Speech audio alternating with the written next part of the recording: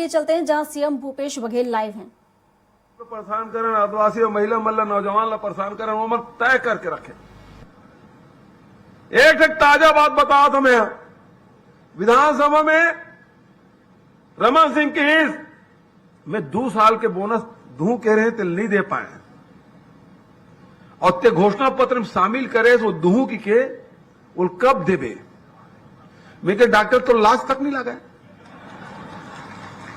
ते घोषणा कर, ते वादा कर और वो नहीं करे तो मैं पूरा करूं। मैं प्रधानमंत्री चिट्ठी लिखे, प्रधानमंत्री कहे कि बोनस देना ते बंद करे। जब ले डबल इंजन की सरकार बने, केंद्र में मोदी जी प्रधानमंत्री बने, तब से बोनस मिलना बंद हुए।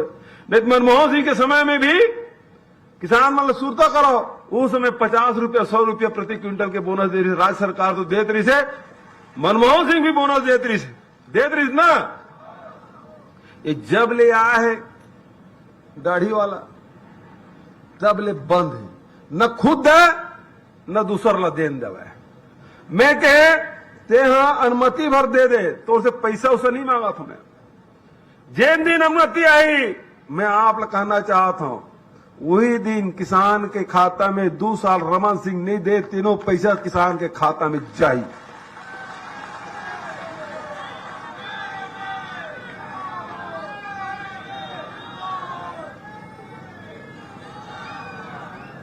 आवाज पर अपन हिस्सा नहीं देवा थे।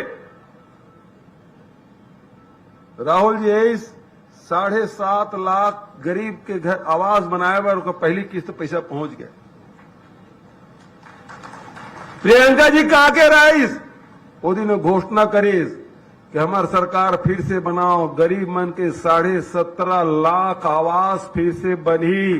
केंद्र सरकार पैसा दे चाहे मत दे, लेकिन छत्तीसगढ़ सरकार गरीब के मकान बना कर रही है।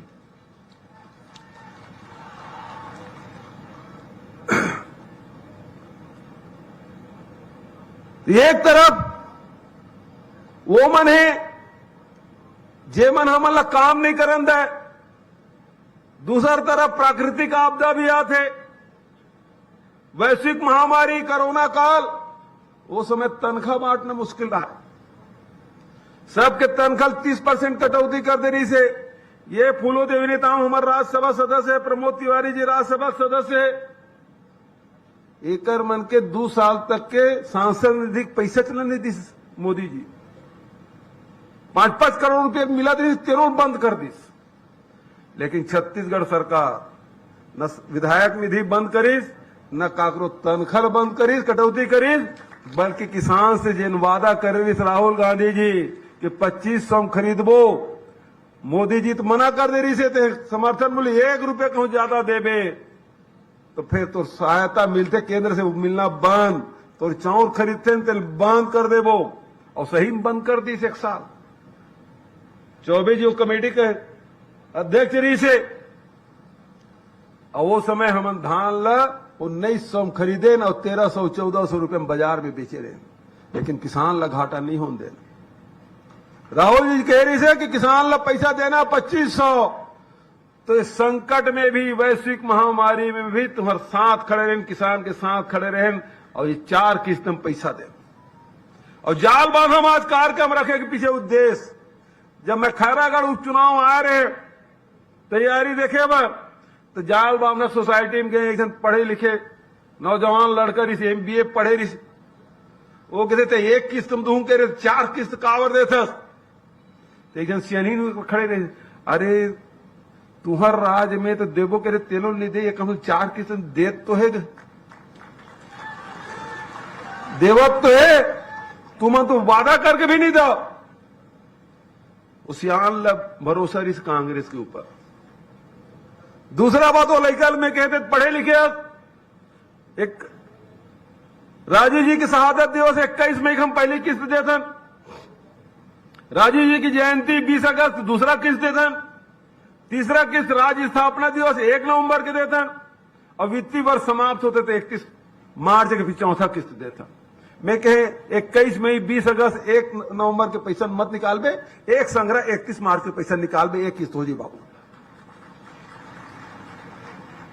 हर परिस्थिति में बताया का मतलब ये है, वो समय कोरोना महामारी से कैसे परिवार चलाबो, तब हमार सरकार, कांग्रेस की सरकार सबके घर में 3 महीना का राशन ले एक संग्रह भिजवा रहे हैं, नहीं भिजवा रहे, मिले रहे नहीं।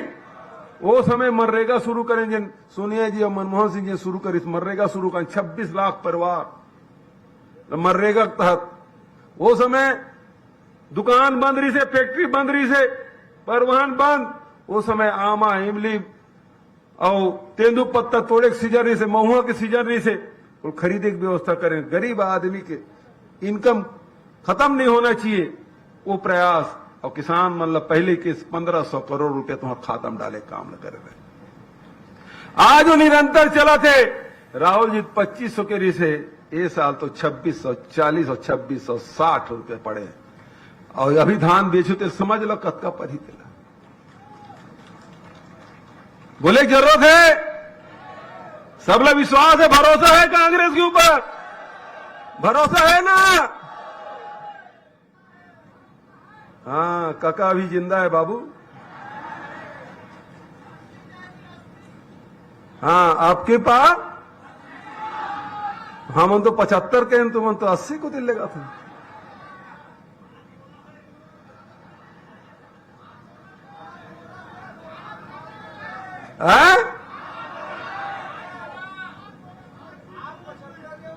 अच्छा, 5 बोनस में दिया था। मैं आप सब ले प्रणाम कर रहा था।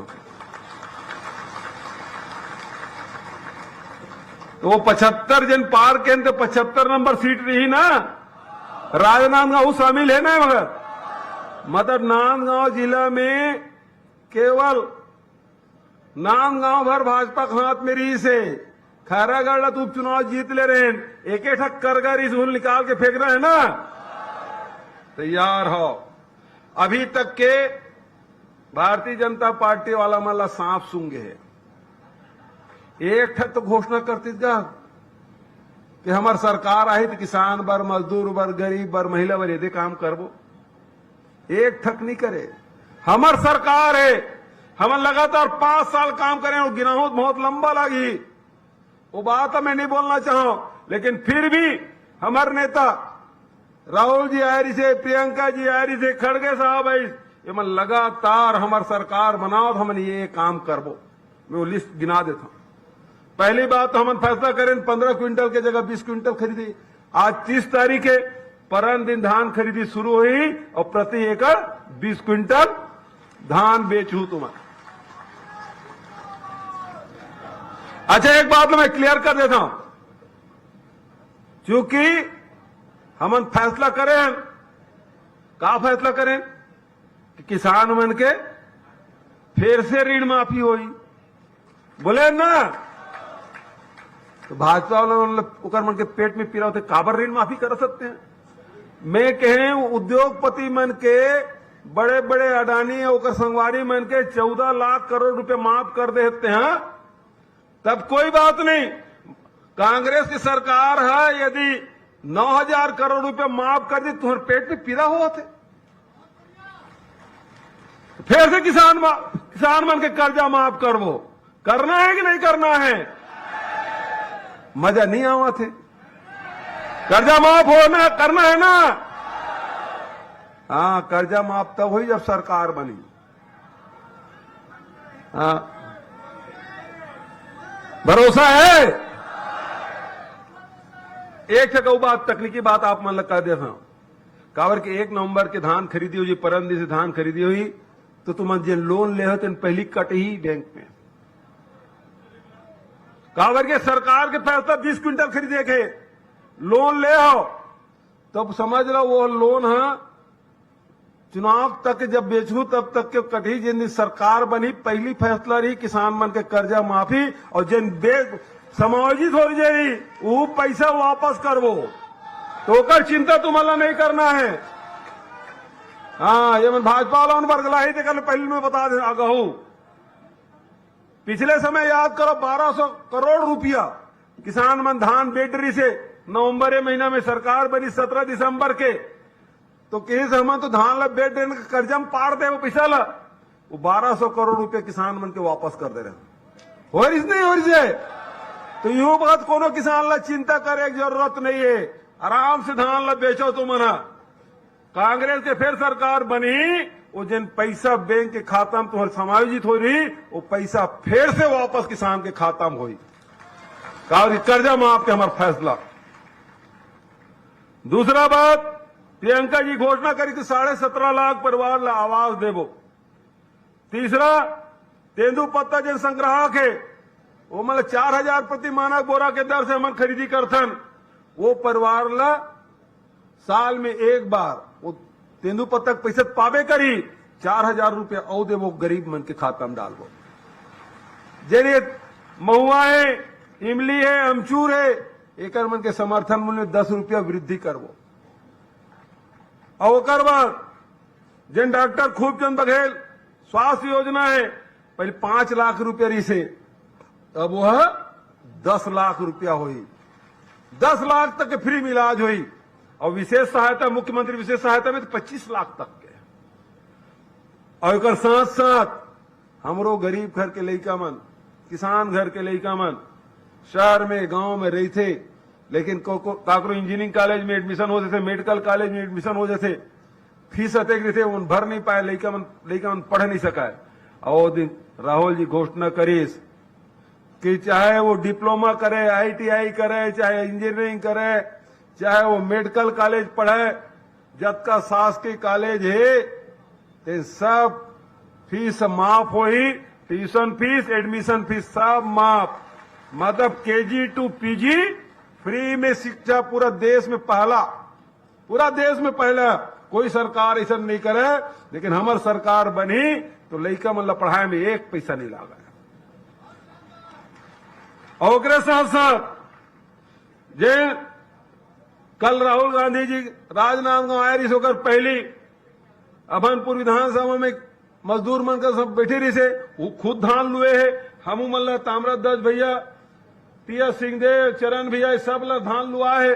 ओकर बाद बैठे नोकर मजदूर साथी मन रही से, भूमि श्रमिक मन रही से, वो मन कहिस 7,000 करवाए बहुत अच्छा है, लेकिन थोड़ी दिन बढ़ा देते। वो मन किस कतका बढ़ाना है, राहुल जी पूछिस कतका बढ़ाना है, 10,000 कर दे तो हम खुश हो जाओ। तो राहुल जी राजनांदगांव में और पहली घोषणा करेस कि जिन भूमि श्रमिक है, देश में पहली योजना है, कोनो भूमि मतलब श्रमिक मतलब पैसा नहीं मिला है। छत्तीसगढ़ सरकार 7,000 दे रही से, अब वो हमारी सरकार है तेरे 10,000 रुपया सालाना दिया।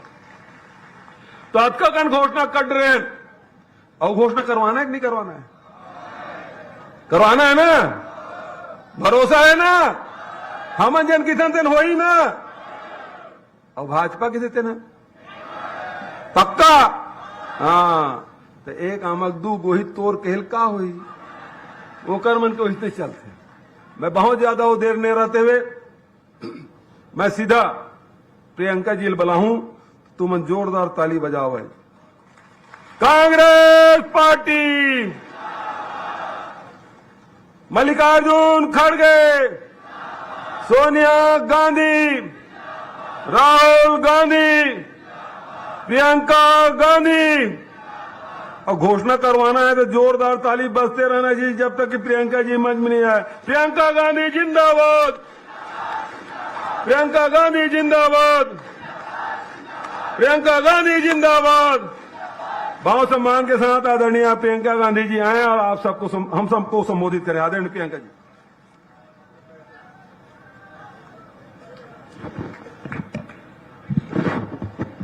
सब भैया बहनी, दीदी दाई मनला जोहार।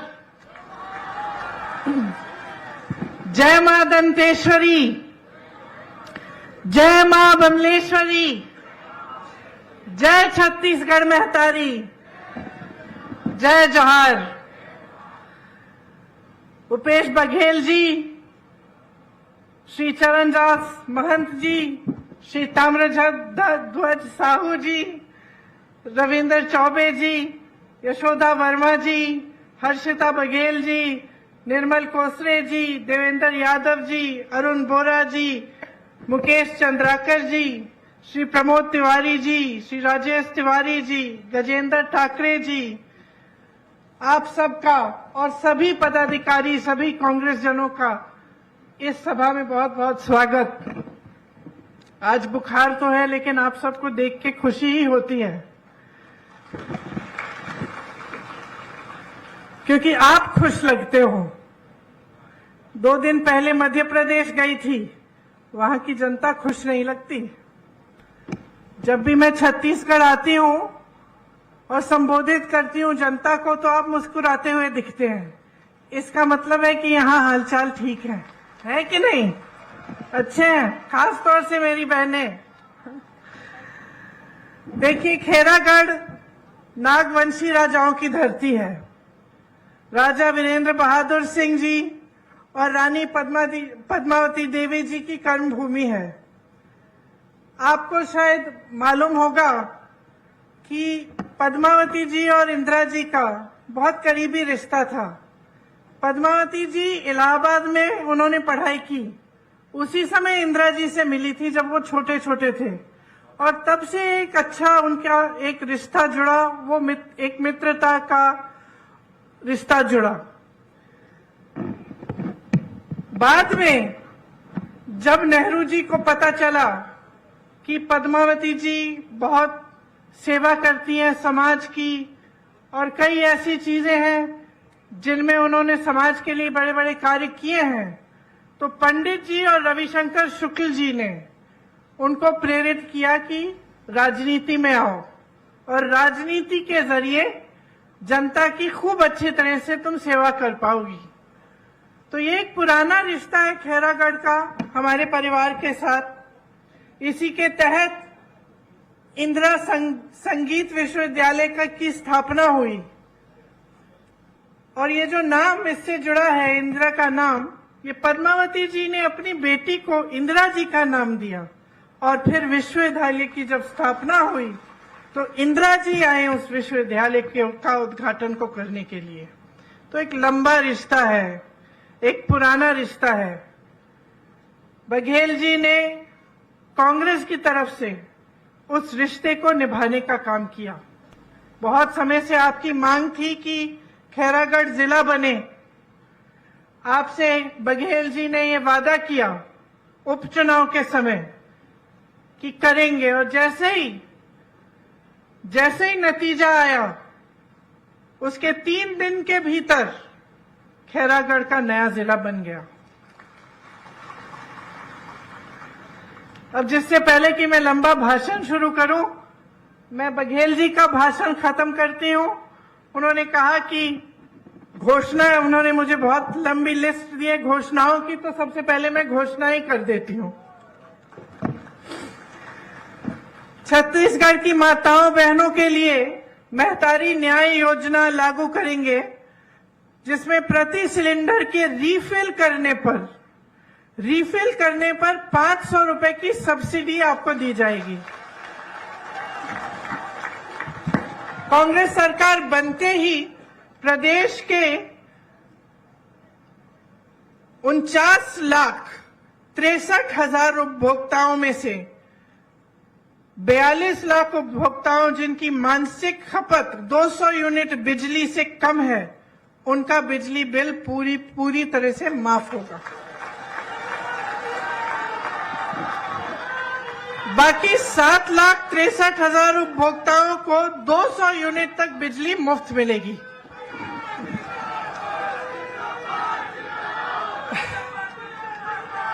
महिलाओं द्वारा संचालित स्वयं सहायता समूह के कर्ज को माफ किया जाएगा, और महिलाओं द्वारा सक्षम योजना अंतर्गत लिए गए ऋण को भी माफ किया जाएगा। 700 नए ग्रामीण औद्योगिक पार्क बनेंगे। अभी 300 पार्क हैं, आगे 1000 ग्रामीण औद्योगिक पार्क हो जाएंगे। राज्य के सभी 6000 सरकारी हायर सेकेंडरी और हाई स्कूल को स्वामी आत्मानंद इंग्लिश और हिंदी मीडियम स्कूलों में अपग्रेड किया जाएगा। बहुत बढ़िया घोषणा है ये। सड़क दुर्घटना और अन्य आकस्मिक दुर्घटनाओं के लिए में छत्तीसगढ़ निवासियों को निशुल्क स्वास्थ्य की सुविधा मिलेगी। परिवहन व्यवसाय से जुड़े 6000 से अधिक वाहन मालिकों के 2018 तक से 726 करोड़ राशि के बकाया मोटरयान टैक्स ब्याज के कर्ज की माफी की जाएगी।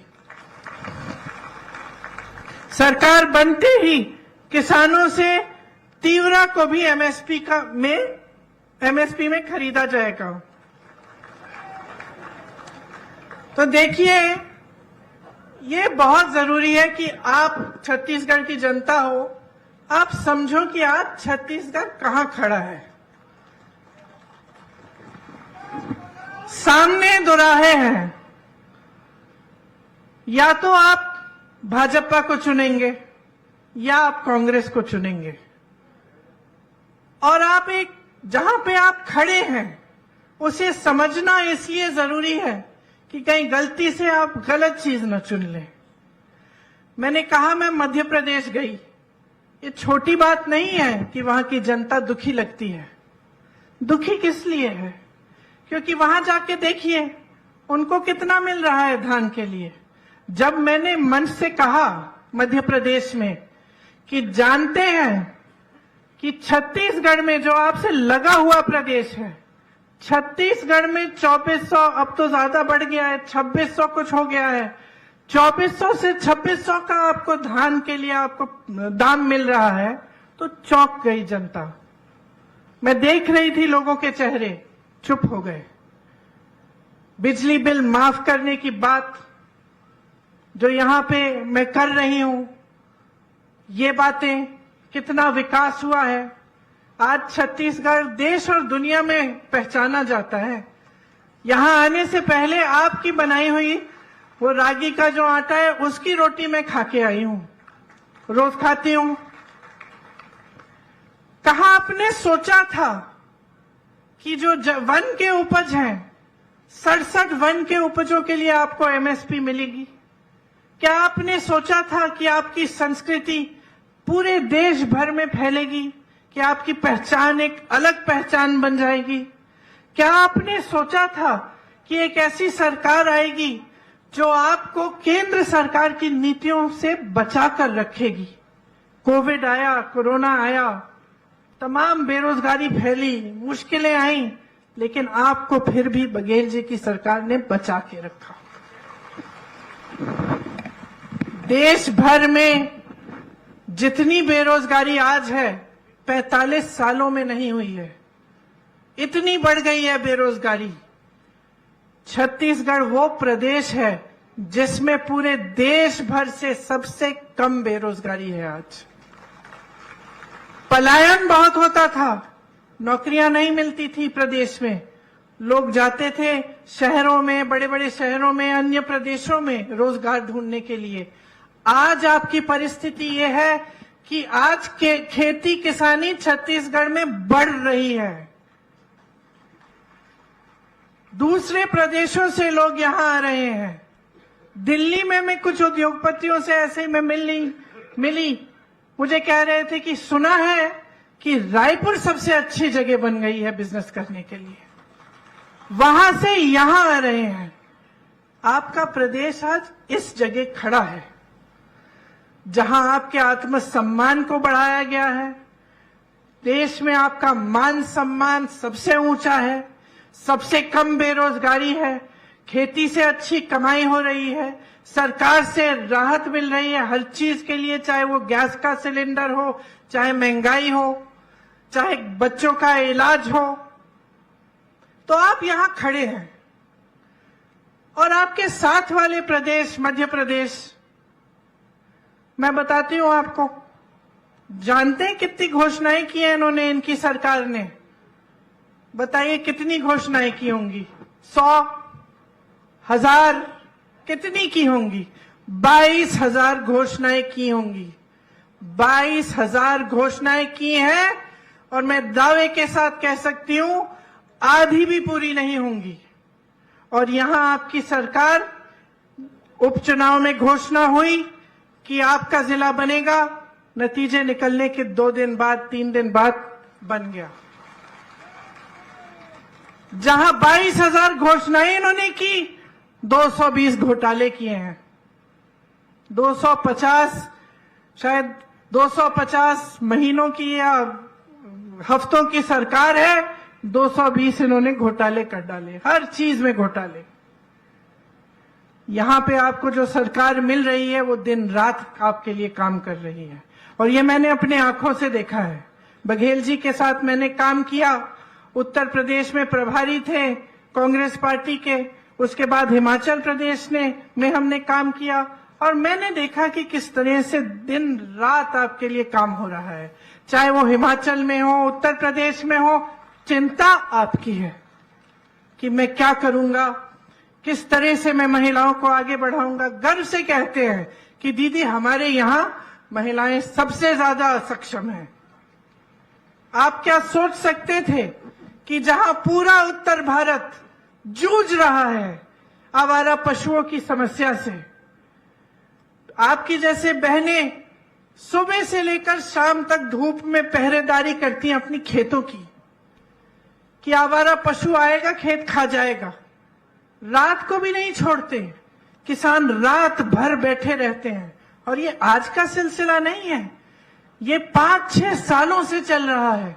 क्या आप सोच सकते थे कि आपके यहां ये समस्या हल इस तरह होगी कि आप उससे कमा भी जाएंगे, कि गोबर खरीदा जाएगा आपसे, कि गौठान ऐसे बनाए जाएंगे जहां पे महिलाओं को लाखों रुपए का फायदा हो रहा है। पिछली बार मैं यहां आई, महिलाओं से मिली, गौठान के बारे में बात की, क्योंकि एक उन्होंने वो दिखा रहे थे कि किस तरह का गौठान है, किस तरह के काम होते हैं। मैंने पूछा कितना कमाती हो बहन? एक ने कहा 1 लाख, किसी और ने कहा 6 लाख दीदी। तो आप सोच सकते थे कि एक ऐसी इतनी बड़ी समस्या पूरे उत्तर भारत में है, आज भी है, आज भी रो रहे हैं किसान। आपके यहाँ इस तरह से इतनी खूबसूरती से हल हो जाएगी कि इससे आपको रोजगार भी मिलेगा, महिलाएं सक्षम भी बन जाएंगी, गोबर भी बेच पा रही हैं, उससे भी कमा रही हैं, और ये समस्या हल हो गई।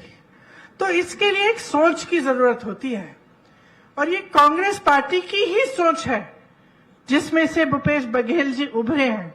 किसान के बेटे तो हैं, इसका मतलब है आपकी समस्याओं को अच्छी तरह से समझते हैं, क्योंकि आपका जीवन जानते हैं, जीवन जिया है उन्होंने। लेकिन ऊपर से एक सोच है हमारी पार्टी की, जो महात्मा गांधी जी की सोच थी। क्या सोच थी? कि देश का विकास तब तक पूरा नहीं होगा जब तक ग्रामीण विकास पूरा नहीं होगा, जब तक गरीब से गरीब जनता अपने पैरों पे खड़ी न हो पाए। ये है कांग्रेस पार्टी की सोच। पंचायती राज की जो सोच है, जिसके तहत आपको अपनी सत्ता अपने हाथों में दी गई, ये कांग्रेस पार्टी की सोच है। लोकतंत्र की सब समान दृष्टि से सबको देखा जाए, ये कांग्रेस पार्टी की सोच है। और लोकतंत्र जिसमें आपका सबसे बड़ा अधिकार, आपकी सबसे बड़ी शक्ति आपका वोट होता है। एक बहुत बड़ी जिम्मेदारी दी है संविधान ने आपको। ये कांग्रेस पार्टी ने ये नींव डाली इस संविधान में, क्योंकि हमने सत्याग्रह किया और अंग्रेजों से आजादी की लड़ाई लड़ी। और ये आजादी की लड़ाई नेताओं की आजादी के लिए नहीं थी, ये आजादी की लड़ाई जनता की आजादी की लड़ाई थी।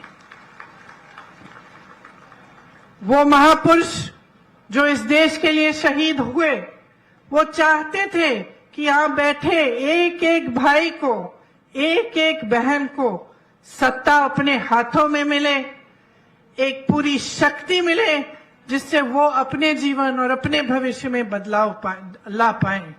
ये थी और है हमारी कांग्रेस पार्टी की नींव, और यही हमारी विचारधारा है।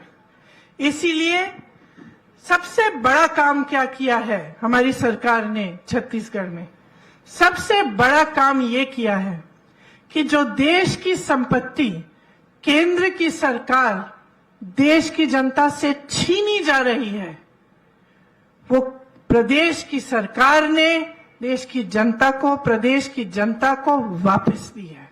सबसे बड़ा काम ये किया है कि जो आपकी संपत्ति है, आपका पैसा है, आप ही के जेब में गया है।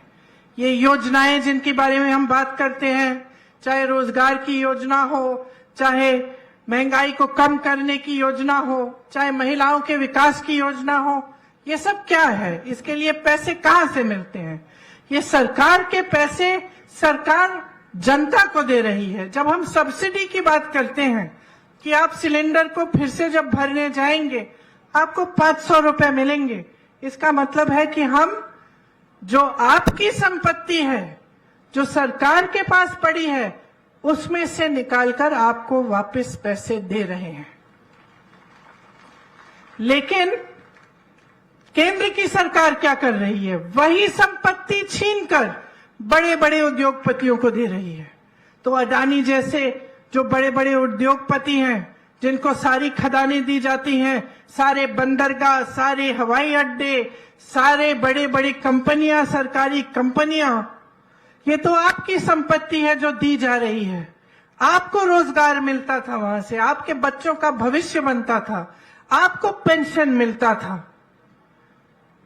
तो ये सब संपत्ति जो आपकी है, ये इन बड़े बड़े उद्योगपतियों को सौंपी जा रही है, कौड़ियों की दाम पे बेची जा रही है। और देश की जनता कुछ कर नहीं पा रही है, देखती जा रही है कि एक के बाद एक, चाहे BHEL हो, HAL हो, रेलवे हो, कुछ भी हो, एक के बाद एक बड़े बड़े उद्योगपतियों के हाथों में जा रही है।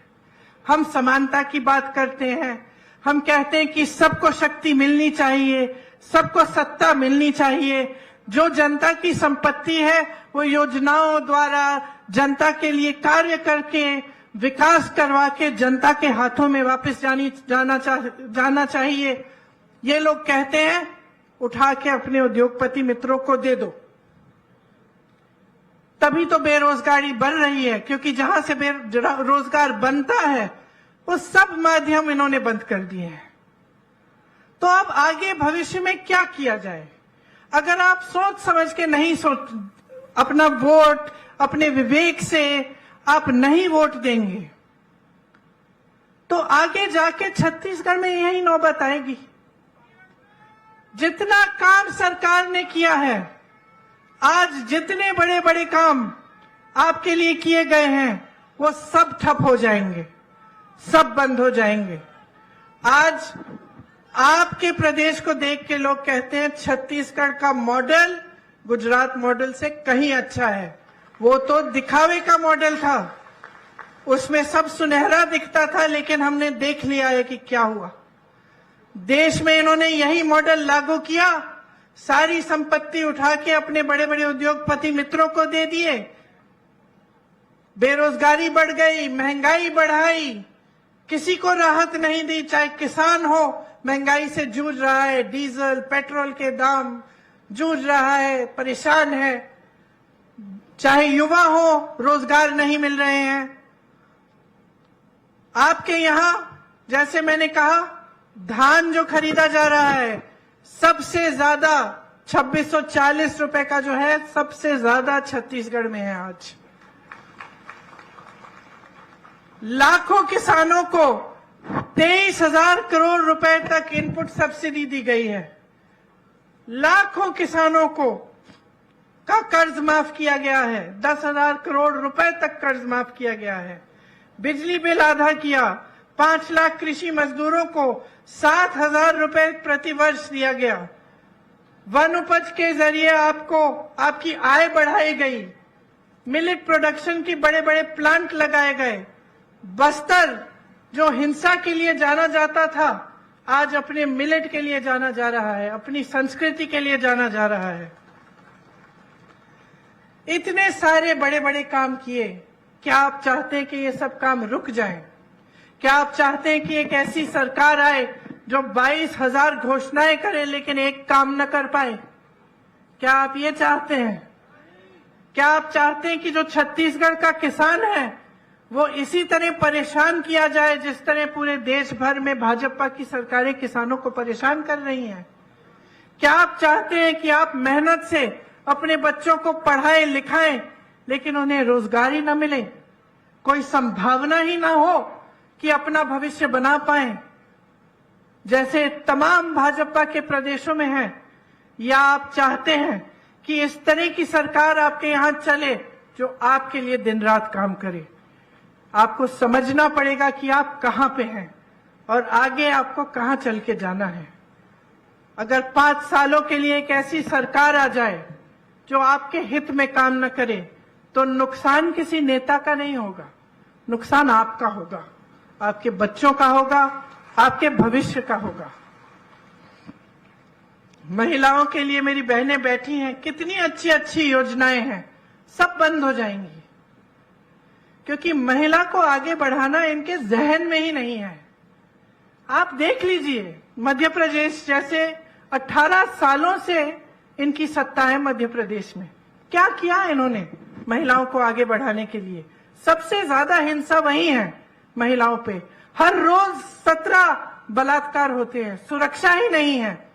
लेकिन चुनाव से पहले, चुनाव से 2 महीने पहले लाडली बहना योजना निकाल दी कि हम आपको आपके खाते में हर महीने थोड़े से पैसे डालेंगे।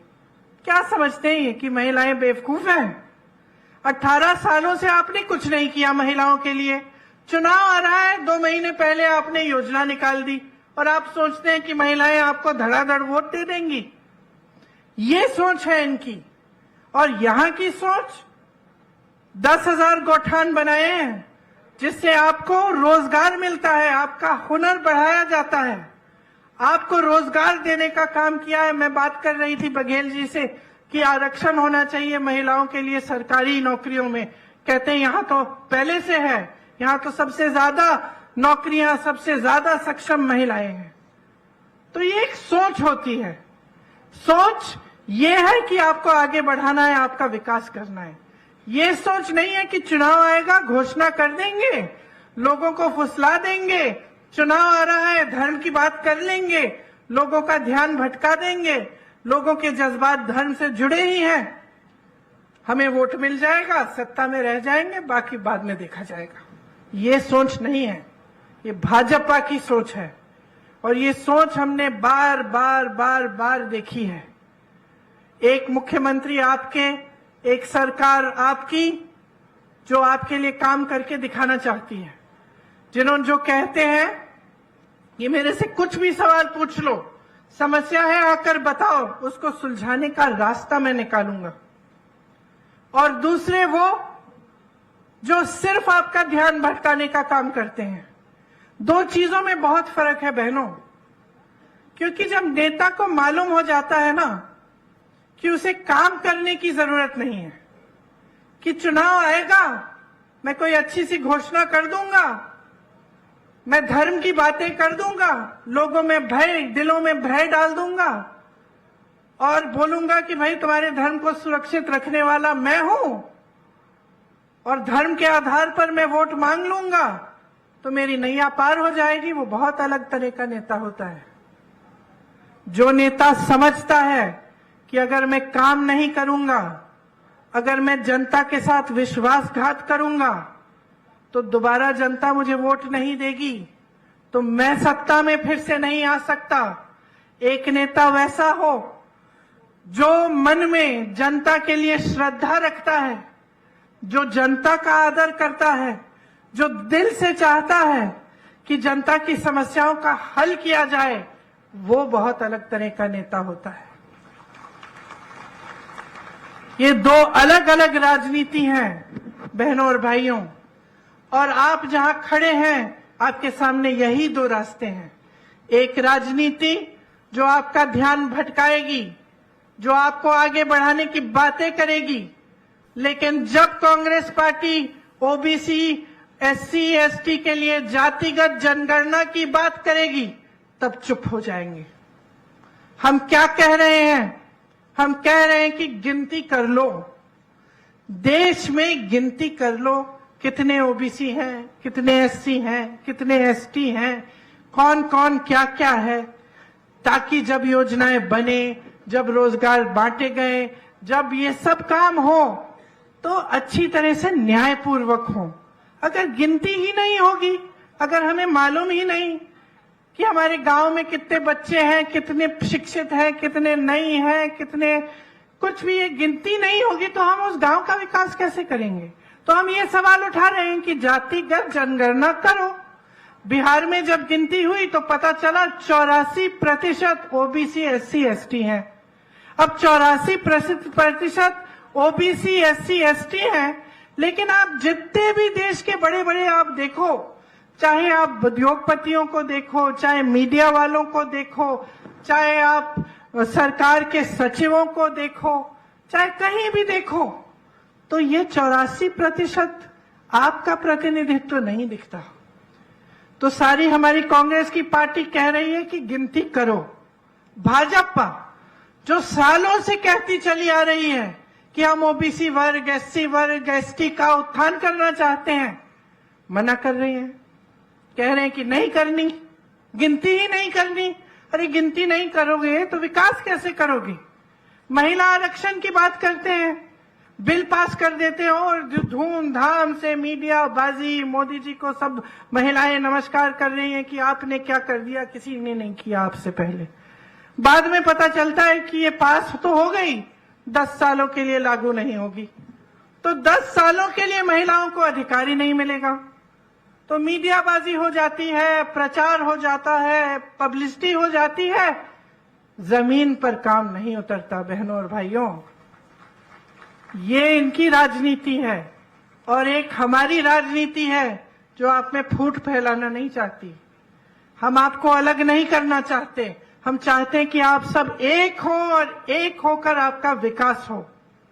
हम चाहते हैं कि महिलाएं, ओबीसी, एससी, एसटी, सारे वर्ग, सबका विकास हो। गरीब से गरीब के घर में रोजगार हो, थोड़ा सा पैसा हो कि कम से कम आगे भविष्य में कुछ उम्मीद रहे।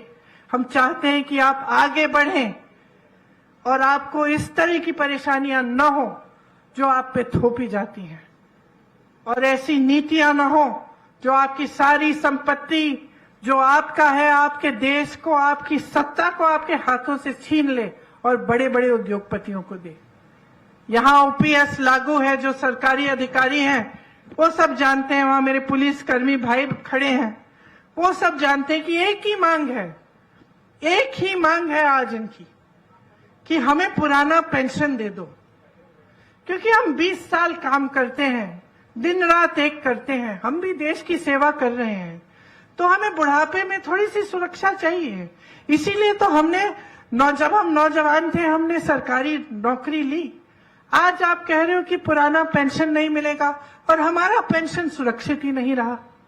और इनकी भाजपा की सरकारों वाले प्रदेश में कोई सुनवाई नहीं है। जहां जहां कांग्रेस की सरकार है वहां वहां ओपीएस लागू है। यहां लागू है, राजस्थान में लागू है, हिमाचल प्रदेश में लागू है, कर्नाटका में लागू है। तो बस यही बातें आपको मैं कहना चाहती हूं। आप इस मोड़ पे आ गए हो, कुछ दिनों में वोट डालने जाओगे, तो सोच समझ के अपना वोट डालोगे या धर्म के बहकावे में या किसी की झूठी घोषणाओं के बहकावे में डालोगे, ये आप समझ लो।